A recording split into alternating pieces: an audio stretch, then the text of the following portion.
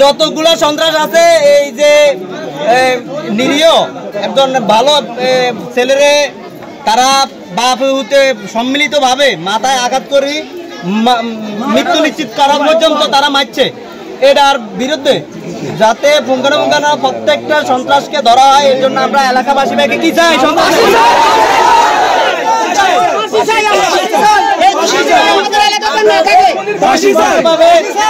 আমরা সুস্পষ্টভাবে প্রশাসনের উদ্দেশ্যে বলতে চাই, এই হত্যাকাণ্ডের সাথে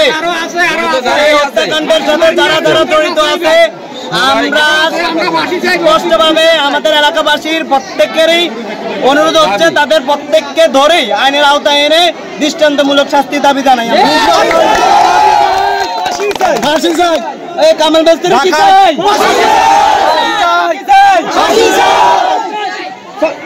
ওয়ালাইকুম রহমতুল্লাহি ওয়া বারাকাতুহু।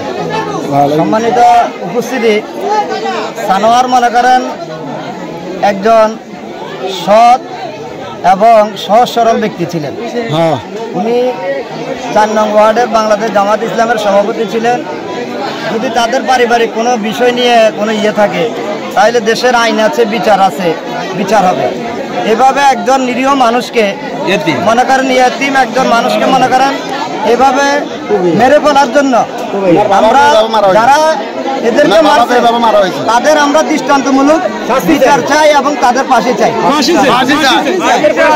জনগণকে প্রশাসনকে বলবো অনতি বিলম্বে তাদেরকে গ্রেফতার করে এবং তাদেরকে দৃষ্টান্তমূলক বিচার ও তাদের পাশে তাদের পাশে এলাকাবাসী তাদের পাশে চাচ্ছি আমরা। ধন্যবাদ আপনাকে। দর্শক, আমরা আছি লক্ষ্মীপুর জেলা রামগঞ্জ থানা 1 নং কাঞ্চনপুর ইউনিয়ন 4 নম্বর ওয়ার্ড বর্গপাড়া গ্রামে চাচার হাতে বাতিজার প্রাণ। প্রিয় দর্শক, চাচা হলো বাপের মতন, যাদেরকে আমরা সম্মান শ্রদ্ধা ভালোবাসা করে থাকি। আসলে আমরা দেখতেছি আমাদের এই সমাজে হত্যাকাণ্ডের পরে পুলিশ প্রশাসন গ্রেপ্তার করে আসামিকে কোর্টে দেয়, কোর্টে চালান করার পরে কিন্তু আসামিরা কোনো পাকে জামিনের মাধ্যমে বের হয়ে আবারও অপকর্ম শুরু করে। তাই আমরা আইনের প্রতি শ্রদ্ধাশীল, আইনকে আমরা সম্মান করে ভালোবাসি। সেই জায়গা থেকে একটা কথা বলবো, ডক্টর ইউনূস সাহেব আপনি নোবেল বিজয়ী, অবশ্যই অপরাধীদের সর্বোচ্চ শাস্তি নিশ্চিত করা হলে এই দেশের জনগণ, এই দেশের মানুষ আপনাদেরকে চিরতরে মনে রাখবে।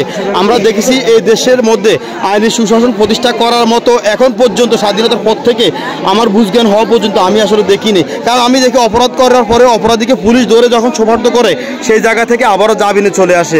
আমরা কীভাবে তারা জামিন পায় সেটা আমরা বলতে পারি না। একজন অপরাধী যদি সে মানুষকে হত্যা করে তার সর্বোচ্চ শাস্তি নিশ্চিত করা হলে এই সমাজে হত্যাকাণ্ড এবং জুলুম নির্যাতন দিন দিন কমে যাবে, আইনের প্রতি মানুষের শ্রদ্ধা ভালোবাসা বেড়ে যাবে। সবাইকে অনুরোধ করব ভিডিওটি শেয়ার করার জন্য, অসহায় পরিবারটির পাশে দাঁড়াতে। আল্লাহ হাফেজ।